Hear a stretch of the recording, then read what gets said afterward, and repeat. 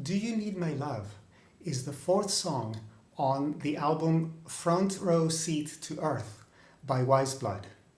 Weyes Blood is the professional name of Natalie Mering, and it's a reference to Flannery O'Connor's 1952 novel of the same name, although Mering's choice of distinctive spelling provides a means of distinguishing the two. While Do You Need My Love tends to be classified as pop, a more perceptive listener will realize that it's far more complex than that, as it encompasses influences from several styles of the 1960s and 70s, including folk and psychedelic pop elements. And I would also argue that the emphasis on harmonic development and variety, rather than rhythmic drive, harks back to 1970s pop rather than more current pop trends. However, all these diverse stylistic elements are synthesized into a very unique and coherent musical language. Furthermore, these influences occur not only in terms of melodic or harmonic ideas, but also in terms of how the song is orchestrated. In other words, in Mering's choice of sounds and combinations of instrumental colors. This is especially true of the bridge that leads to the final refrain and coda, and it is interesting to note that the extended duration of the song, almost 6.5 minutes, is mostly due to the extended length of the bridge, which also has its own harmonic and sonic identity. Obviously, all the various tone colors cannot be realized on a single acoustic instrument, but as the song has so many fascinating layers to explore, I will concentrate on its harmonic content with a brief mention of its formal attributes. And since we have decided to transpose the piece, my comments will refer to our transposed version, which is in E minor. The original is in C minor. And one more brief note, because I'm already working on a different project, the lower manual, at least the lower manual of the harpsichord, is tuned to mean tone. And those of you that have watched previous videos of mine know already that mean tone is a temperament where some of the keys can sound gorgeous, but then some keys are not always playable. And since what this means in practical terms here is that I don't really have a D sharp, I rather have an E flat. At least the B major chord that sometimes I have to play in order to demonstrate is going to sound really off. So if I remember, I'm going to play that chord in the upper manual, which is tuned to a different temperament. If I don't remember, don't worry, at least in the actual video, the harpsichord is not tuned to mean tone. And if you hear something a little crunchy during the demonstration, it's because of the temperament. Formally, the song follows a typical pattern. A verse and refrain alternation that happens twice, a very expansive bridge, and finally the reappearance of the refrain in a modified and shortened form, and whose material leads to a coda that concludes with a fade out. With the exception of the bridge, which has its own harmonic identity, I would say that there are three basic harmonic areas in the song: the tonic E minor, the relative major of G, and the subdominant A minor. While this may seem standard fare, the song usually tends to navigate between these areas, and especially between the tonic and the subdominant, without preparation, and also without dwelling in any of them long enough to give them particular prominence. The result is that, tonally speaking, the song occupies a very fluid and open-ended world, with chords sometimes appearing for their color rather than their harmonic function. And Natalie Mering exploits this approach more and more as the song progresses. The first verse commences by alternating between the tonic and the relative major. But in a way, there is no meaningful harmonic progression, since both of these centers are identified only by their respective tonic and dominant chords. And what I mean by this is that basically what we're going to hear at the very beginning is, here's the tonic E minor, it's dominant of B, and we go back, and then we hear the same type of thing now in its relative major of G major.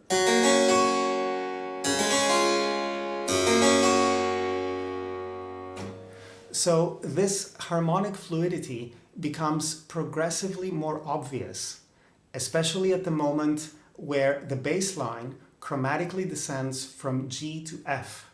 This F is part of a B diminished chord that functions as the second degree in the subdominant A minor and leads directly to the tonic A minor.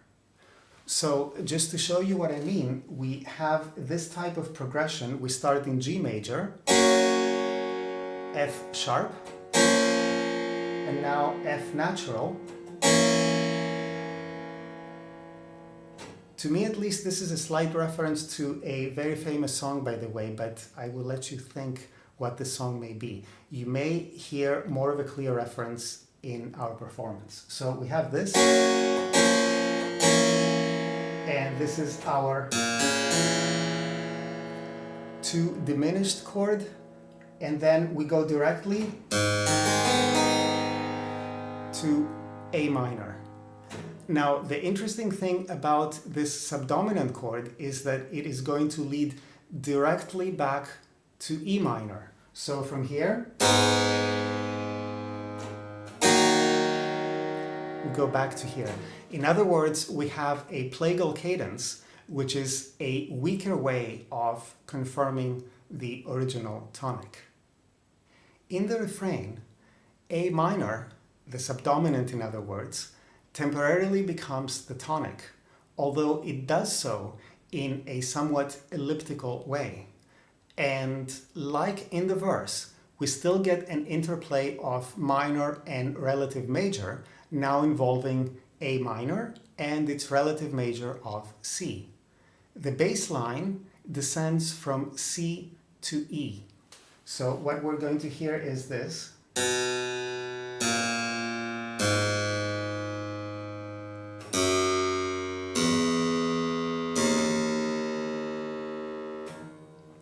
And the tonic A minor is embedded within the progression, but this only becomes apparent once we get to the final chord, which is an E dominant. And what I mean by this is that we're going to get something like this.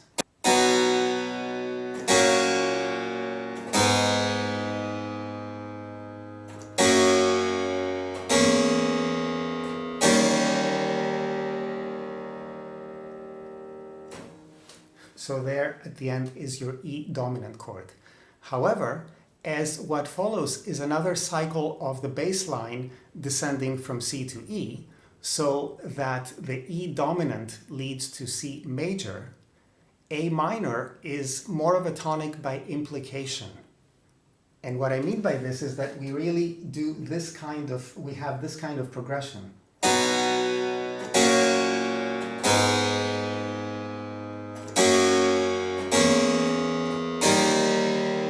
And then we go back, etc., etc. The second verse is somewhat more brief than the first and also introduces a harmonic twist towards the end. After the tonic E minor, there is a Neapolitan chord of F major followed by a diminished 2 chord of F sharp, which then leads to the dominant B major. In this way, when the refrain starts with a C major chord, the second refrain that is, this now can be perceived both as a deceptive cadence in terms of E minor and as the relative major of A minor, since we're back to the C to E descent. And what I mean about this progression is this one right here. we're in E minor. We go to the Neapolitan F, then F sharp diminished, and B dominant. And I remember this time when I played it on the upper manual, so the chord sounded a little nicer. The bridge has its own harmonic profile since it is built upon a B pedal point. This means that the harmonic fluidity of the previous sections has been replaced by a more harmonically static environment, which mostly consists of a B dominant chord, although there are a couple of other temporary configurations, like an E minor in second inversion. And what I mean by this is that we can have this, we can have E minor, second inversion. Sometimes we get a B minor chord, but there's always a B in the bass. So this is why I'm talking about a B pedal point. The defining features of the bridge are the different colors and layers of sound that create an atmosphere reminiscent of 1960s psychedelia. And the harmonic stasis serves to further intensify the psychedelic feel of this section. Needless to say, it is impossible to recreate this kind of multi-layered sound on a single acoustic instrument. So for the transcription, I decided to shorten the bridge by leaving out some of the purely instrumental moments. The final refrain also functions as a coda and is built exclusively upon the C to E descent. In other words, this type of thing that I played before.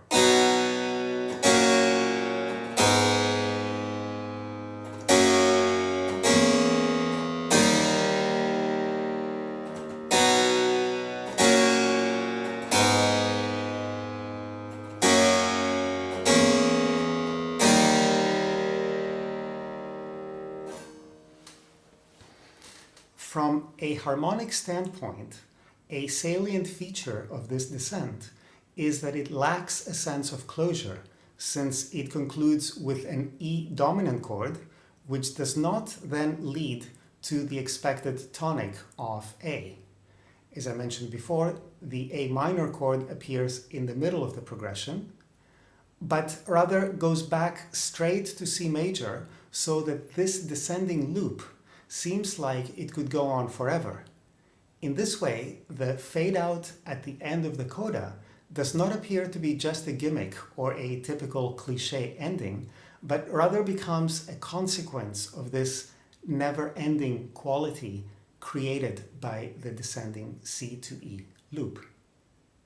One final comment regarding the actual video.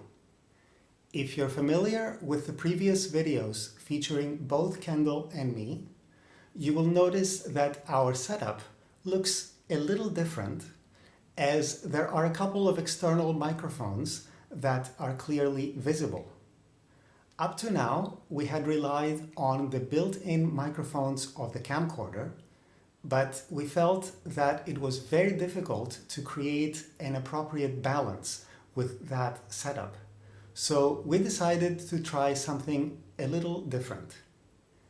Now, I am aware that the positioning of the microphones may look a little unorthodox.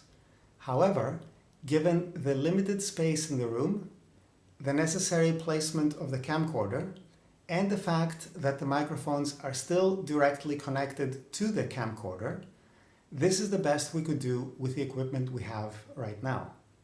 For us at least, it is an improvement over the sound of our previous videos.